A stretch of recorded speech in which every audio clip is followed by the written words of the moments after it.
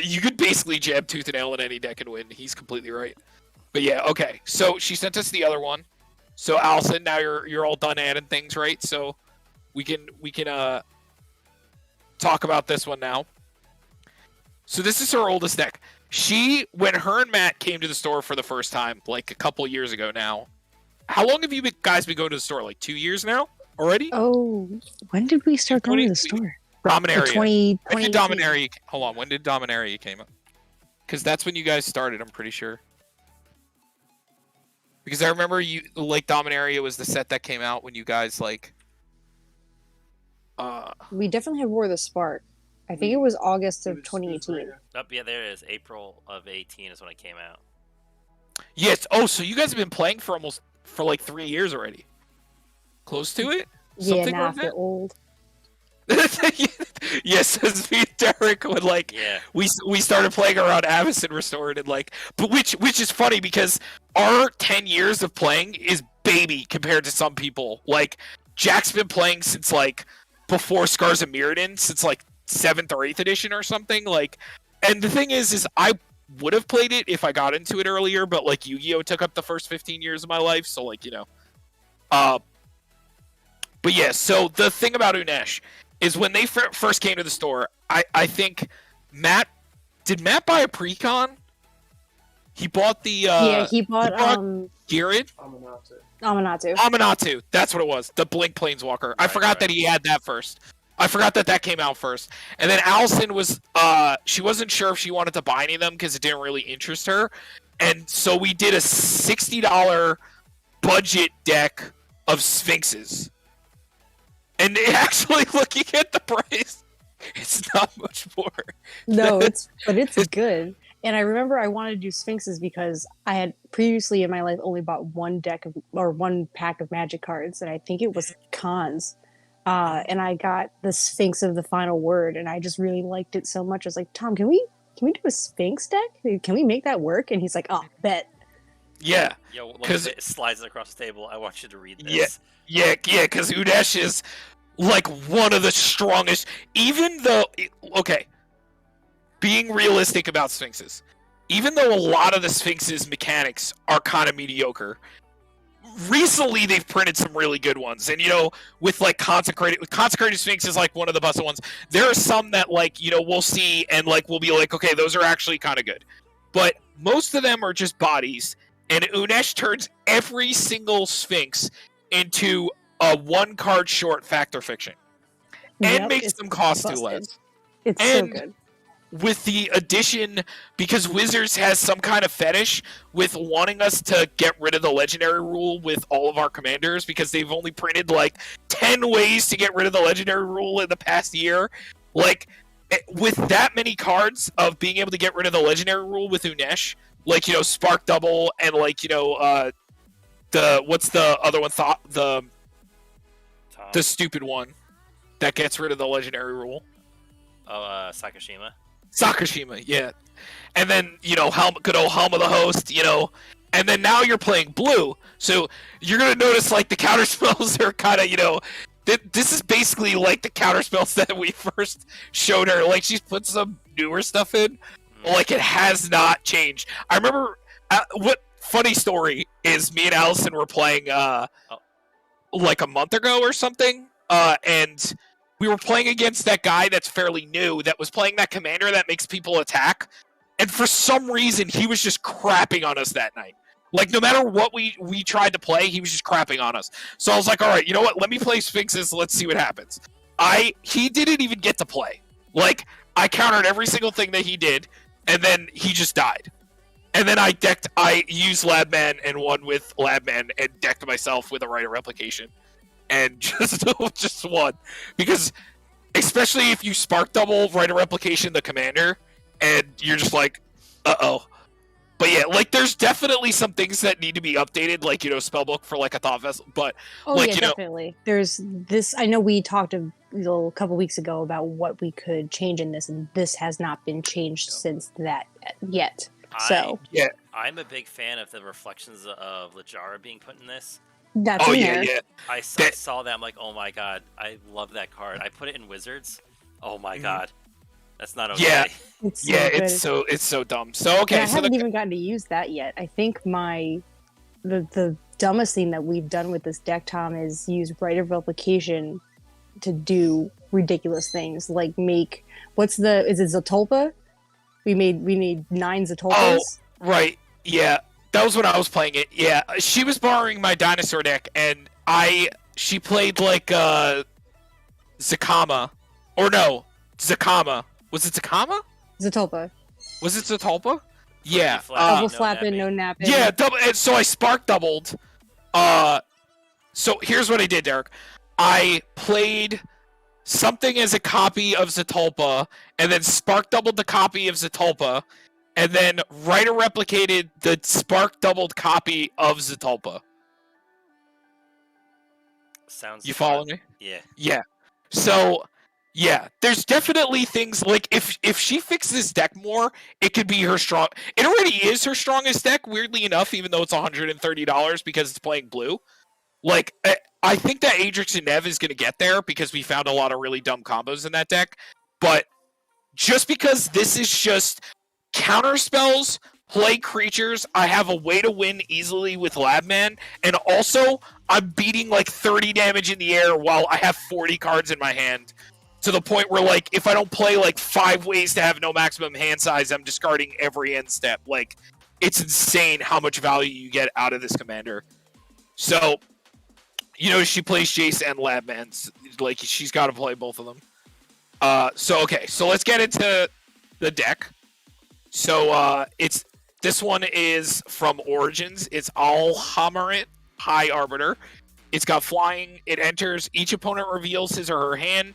You may choose the name of a non-land card revealed this way. Your opponent can't cast spells with the chosen name. Kind of like a cute one, you know? It's kind of just a bonus when they do something. Because a lot of them are just like flying and something that doesn't matter. Like, but the cool thing about Almart, which is this is Almart's, Almart's archive, that if you're scared of if you're scared of Cyclonic Rift, even if they don't have that card in there, oh no, you have to choose a non-land card real this way. Never mind, take that back.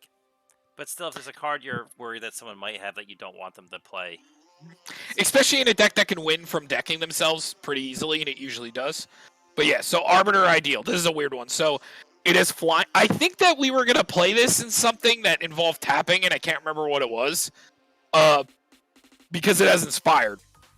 So it says when it becomes untapped, it's a 6-mana 4/5 flyer, so it's a 4-mana Sphinx in the deck. When it becomes untapped, reveal the top card of your library. If it's an artifact, creature, or land card, you may put it onto the battlefield with a manifestation counter on it, and that permanent is an enchantment in addition to its other types. Actually, a really good effect.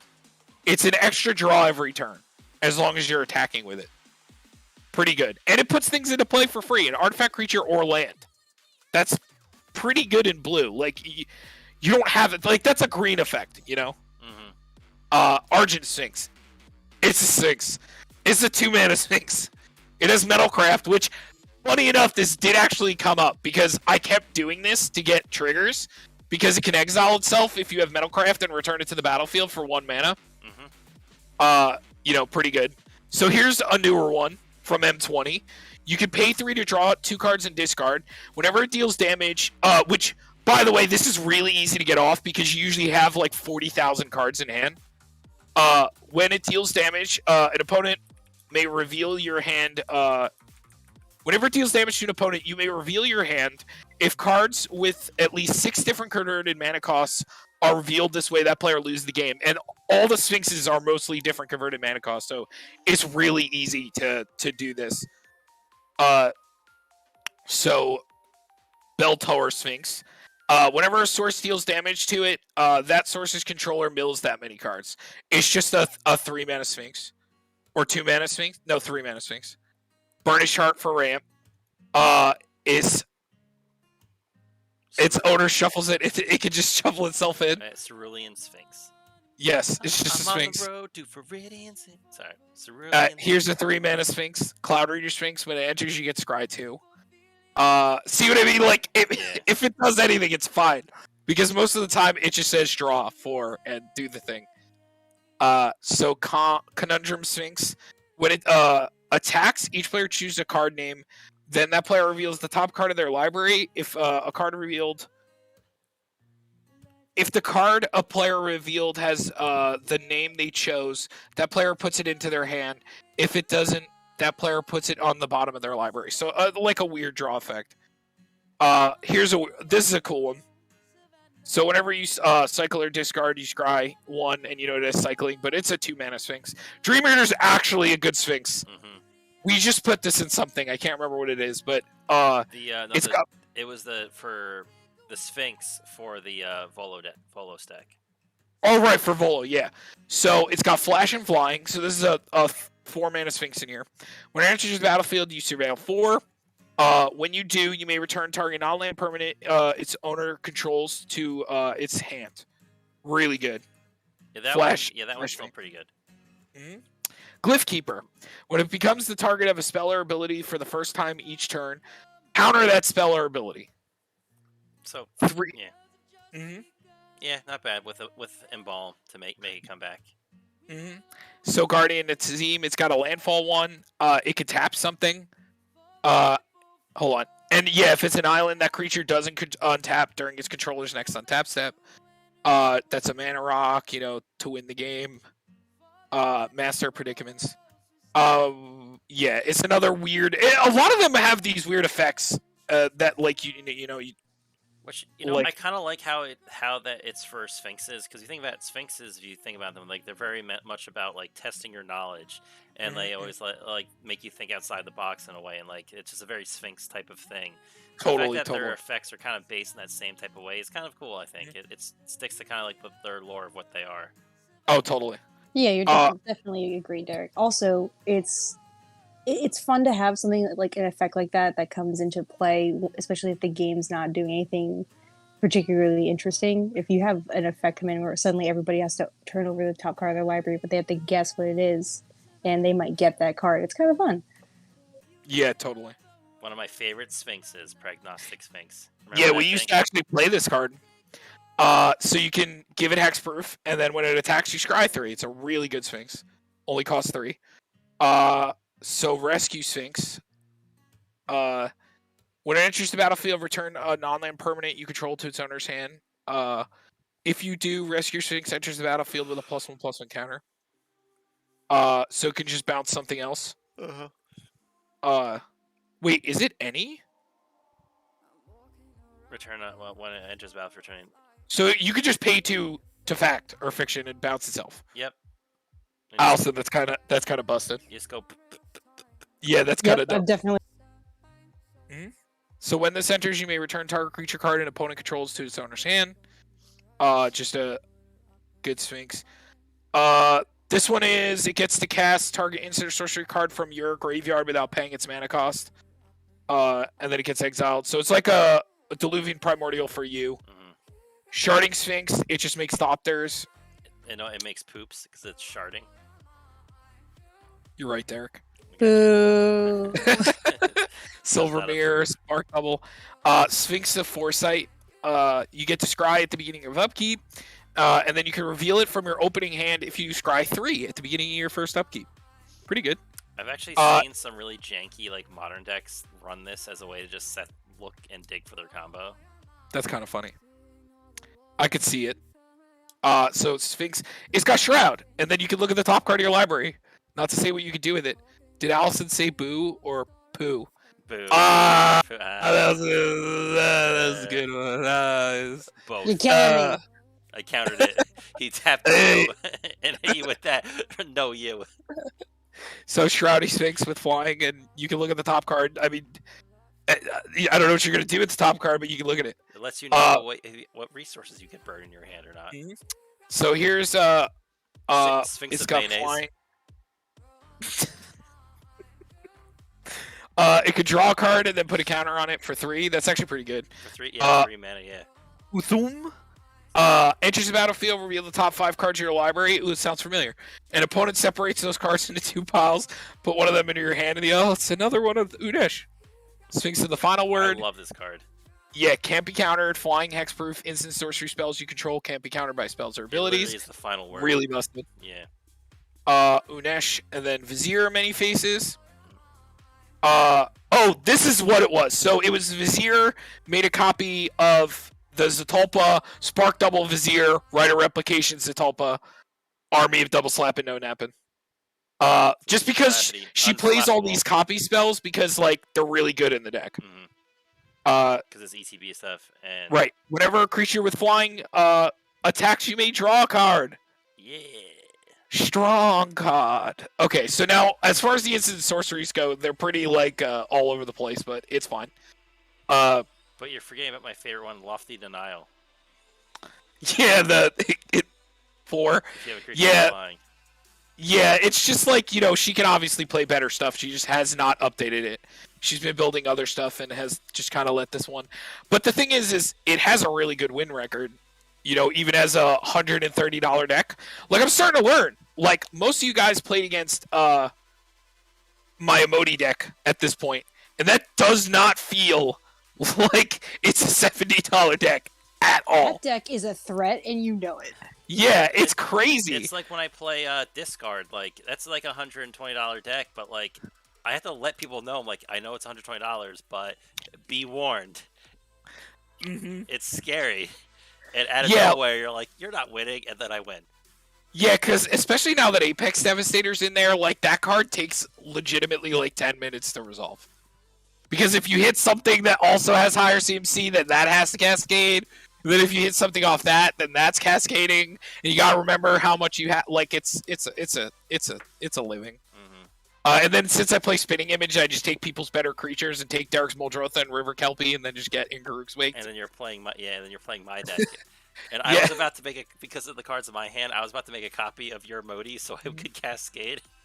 Yo, Matt is getting so tired of Spinning Image. He hates that card.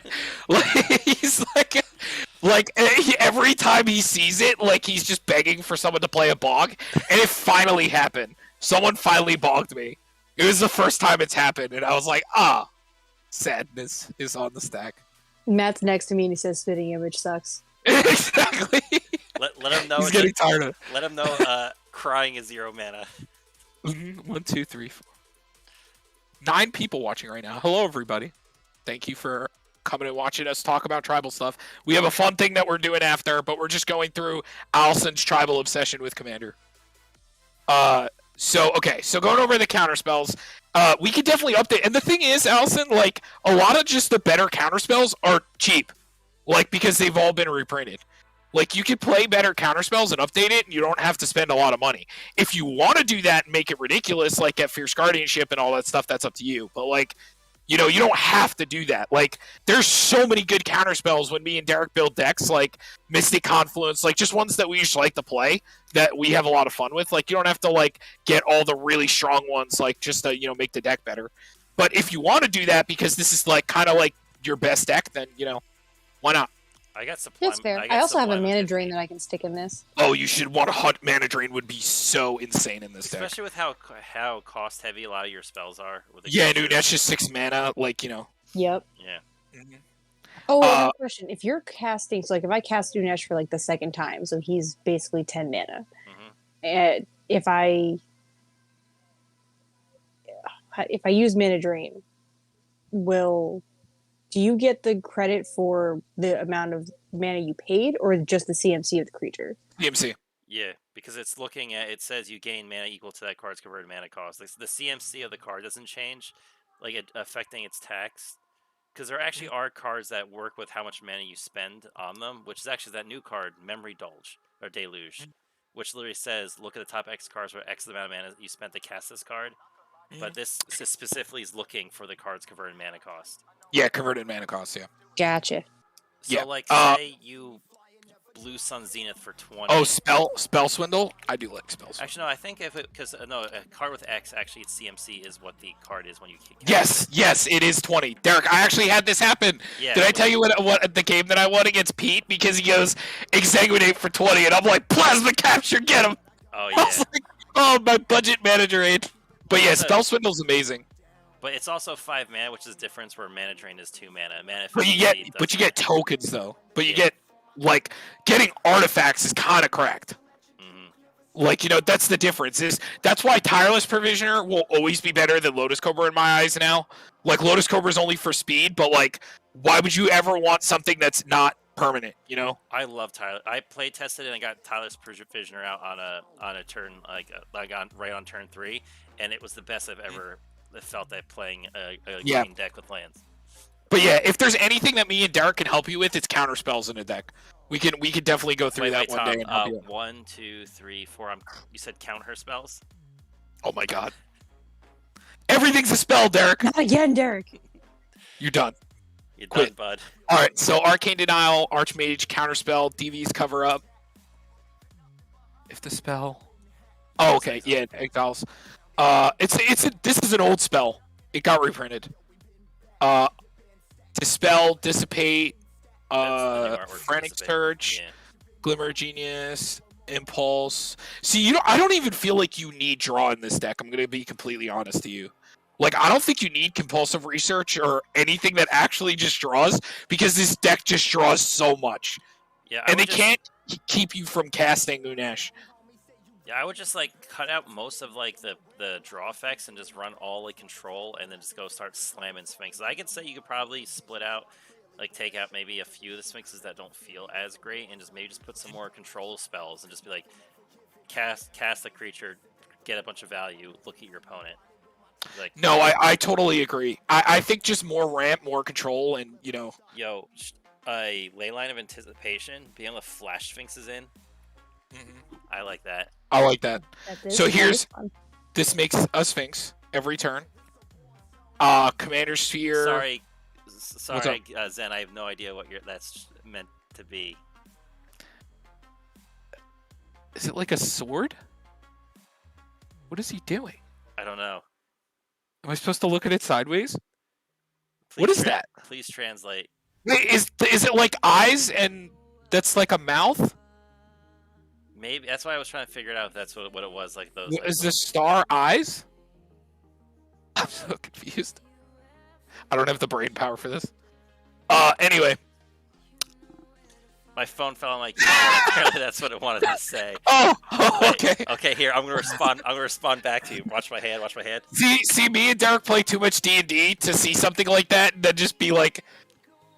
That was my response back to you, dropping my hand onto the keyboard. You're welcome. Okay, so Compulsive Research, Quasi-Duplicate, Rider Replication, Casminish Transformation, Reflection, which this could become like a Imprison of the Moon or something better.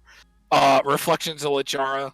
We also like Resculpt recently. There's a really cool one. You can exile artifact or creature and give them a 4/4. I like it recently because it's an exile spell for artifacts in blue, which doesn't exist. There's no way to pop artifacts in blue. You can only bounce them. Birthing. This is cool, Derek, because it makes a Sphinx every turn. Oh yeah, it's really cool. This could probably get cut for because isn't Maelstrom Nexus just better, right? I get it depends. I get it makes your creatures actually yes, because I think in that random instance where people are like destroy all non-whatever creatures, you're like No, not Maelstrom Nexus. What is it called? It's it's Maskwood Nexus. Yeah, because those random times where someone just goes like, I'm gonna play yeah. Yeah, Allison, look at this. Yeah, it's 1 mana less. It's actually 1 mana less and has a better. Oh yeah, I heard of this. I feel like I might have this. Also, if you have like even your Silver Mirror is now a fucking. But the cool thing Yeah. about Maxwood Next is how it would work at times where someone's like, okay, say you play it out, and someone goes, I'm gonna play the Crux of Fate, destroy all non-dragons. You're like, they are dragons. Yeah, it actually weirdly, and if they play a Coat of Arms, then oh my god, things happen. But yeah, so yeah, I definitely like that over the Bows because I think that just made this card kind of like irrelevant now, unless you want to play them both. But might be a little too much. Conjurer's Closet's really good. I like this. Helm of the Host really good. Herald's Horn good. Just like mana ramps. We could definitely fix the mana ramp. Because this is definitely like the budget mana ramp that we just had. I was at Academy Runes. That's good. Myriad Yeah, Lands. Tom, didn't you recommend that we like upgrade the mana rocks? Oh yeah, 100%. Because there's just better mana rocks now, or like playing like Gilded Lotus, or like there's just better ones, like the Kicker one that came out. that has indestructible. I forget what it's called. The one that can make copies of itself. That's like also Gilded Lotus. I think you'd be better with cards like Gilded Lotus and Warren Power Stone. And also definitely Thought Vessel. You need a Thought Vessel 100%. Yeah, especially with how yeah. And probably Seagate Restoration as another way to give you no maximum hand size. I definitely have at least one Thought Vessel in my binder, so that works. And this might be a Cage Stun deck also because you need a crap ton of mana. Like, Cage Stun might just be better than, like, a Mana Rock or, like, you know, something else that you're playing. Like, oh, we forgot to talk about how busted this card is. This card's cracked. One of the best cards. I wish that I had zombies when this came out, because, my god, this card's so good. Yeah, Reflections, yeah. Emergence Zone, really cool. Myriad, you know. Jace. All really good. Yeah, and like I said, it works. You know, it's just, if you want to make it better, that's up to you. And it's not even like a term of better. It's just the spells and ramp is more efficient.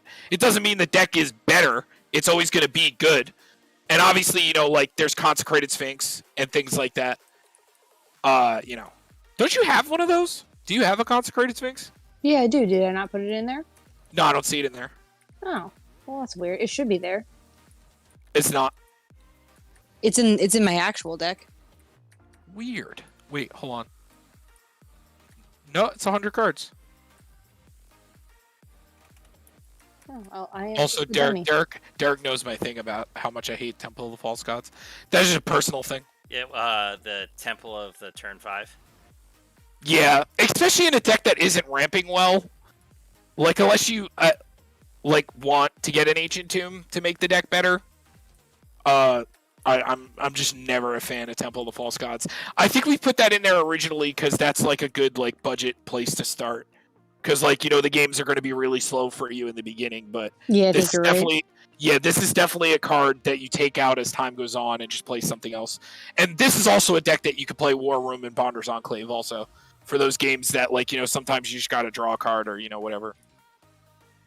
And Seagate Restoration, I would definitely play. And Celine Vision also. I like that too. But yeah, Seagate Restoration. Do you know what that does? Oh no, you do. You have it in Age I have it Samurai. in yes, exactly. Yeah, it's really Unlimited good. hand size for the rest of the game and draw cards equal to your hand size plus 1. Yeah, for 7 mana. It didn't come And out. it's a land that can enter untapped. It didn't come out